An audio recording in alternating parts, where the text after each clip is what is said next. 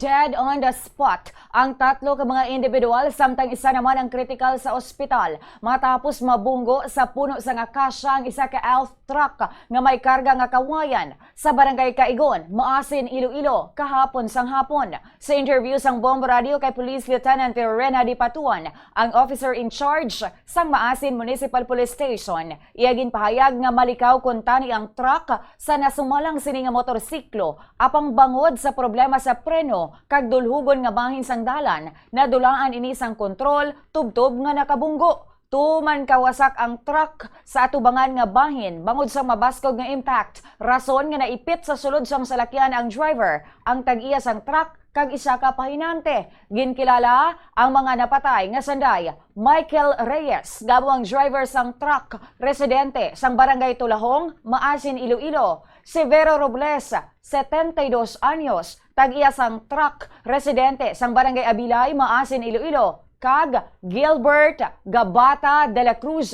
18 anyos, helper kag residente sang barangay Nasaka, Maasin, Iloilo.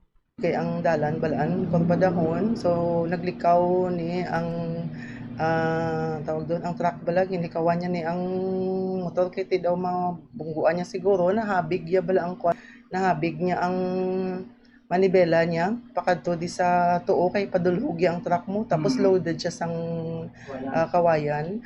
So amo to kag pag nagwa siya sa iyang kasada kag diretso gid siya didto sa puno sang akasya. Di ang nagpatay ang motong ato ni driver si alias Michael, tapos ang tag-iya sang truck nga si alias Severo, kag ang isa ka pahinante nga si alias Gilbert. Ang isa nga si alias Julius amo na siya ang gindala sa ospital nga bilang gin-extract man didto sa likod sang truck.